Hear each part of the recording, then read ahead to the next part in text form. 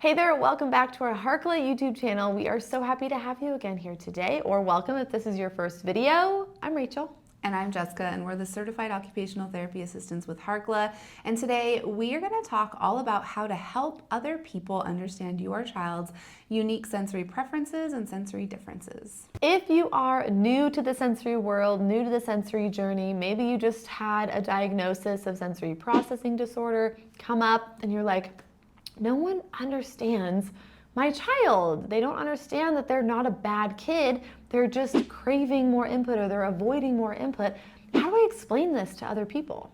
Well, we have a free PDF download that you can access. You can download it, you can print it out, you can put it on your phone, and you can use it as almost like an elevator pitch or elevator speech when people ask you about your child's challenges. And it will be linked down in the description below this freebie, but we're gonna run through some of the pointers or the phrases that we like to use in these types of situations. It can be so hard and so challenging to help other people understand your child. So when you have some of these phrases and these mantras kind of saved in the back of your mind, so that way you're not caught off when your father-in-law says, "Why is your kid jumping on the couch? That's not allowed here." And you can kindly reply with something that is firm but kind. Even when you're angry or upset or caught off guard, it's important to always be kind when you are describing these phrases or describing your child, because we want to advocate for our sensory kiddos, and we can't do so in a negative way. And we don't want there to be any negative thoughts or viewpoints on our kiddos. They're just unique and we love them for that, and we are all working as a team to help them thrive. And so that is kind of the approach that we recommend taking. So the first thing you want to do is help other people understand that your child has sensory differences and what that means. So you can say something along the lines of, my child processes the sensory world differently, their brain processes information a little bit differently, and this can cause some different, behaviors that we might see, but it's really no fault of their own. It's how their body and their brain are processing the sensory world. You could also say, my child learns differently or needs different modifications and adaptations in order to learn like other kids do.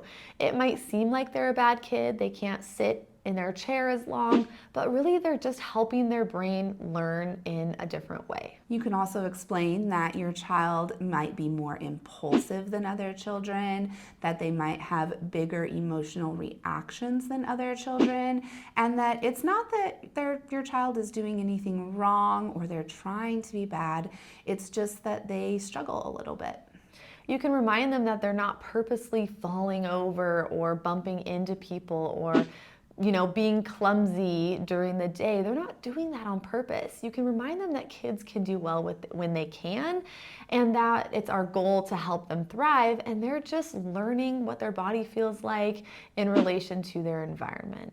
After you have explained that your child processes the sensory world a little bit differently and you've given some of these explanations, then you can provide some suggestions or some tips on how people can interact with you and your child. Remember, we're not making excuses. You don't have to come up with all of these excuses as to why your child is doing the things that they do. You just have to kindly and firmly state, like, hey, our routines and our activities for the day are a little bit different. This is what they're going to be.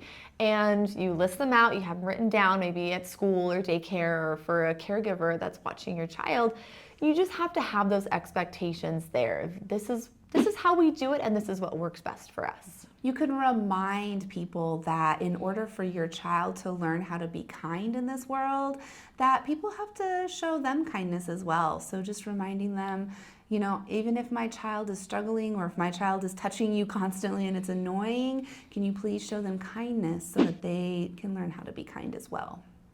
Discipline is also a tricky thing with our sensory kiddos. We actually have a podcast on disciplining a sensory kiddo, and we'll link that in the description. But it can be really challenging when someone else is maybe trying to discipline your child if they feel like they did something wrong or on purpose, when your child is just trying to learn and try to regulate their body. So making sure that you have those clear expectations as to this is how we discipline our child. Please let me handle that. Or I'd prefer if you talk to me before disciplining or, doing anything like that to my child, please. So just be kind, and you don't have to say, is that okay? Just say, this is how we do it. The main goal here is to help teach people who are not familiar with sensory processing disorder, sensory processing challenges. Our goal is to help those people understand what it is, what it looks like, how to help, and how to ask for help when they're not sure what to do.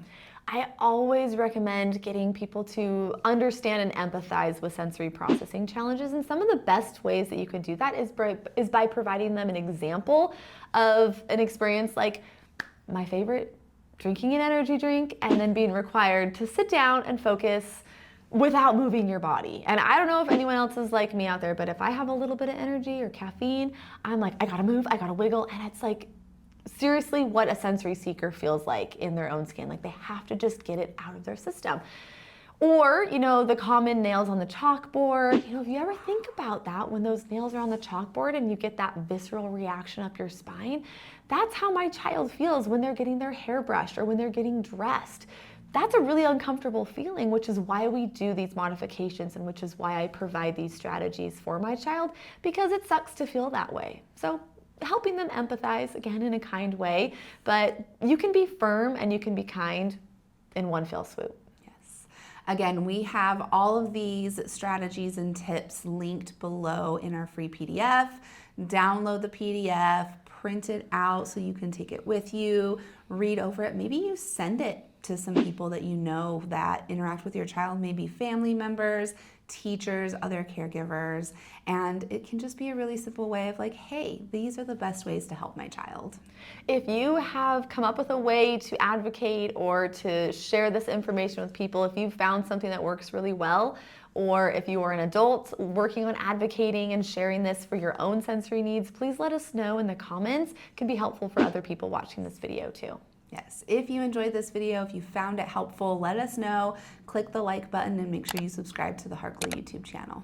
If you don't already listen to our podcast, All Things Sensory by Harkla, I always recommend listening there. We've got tons of helpful episodes. And then make sure you're following us on social media. We're at Harkla_family, as well as at All Things Sensory Podcast. We provide a lot of free information, tips, tricks, and strategies for your children, and sometimes for adults too. Yep. And with that, we will plan on seeing you next Tuesday for another YouTube video.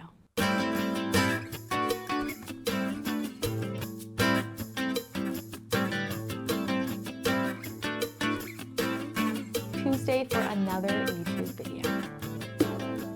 Did it!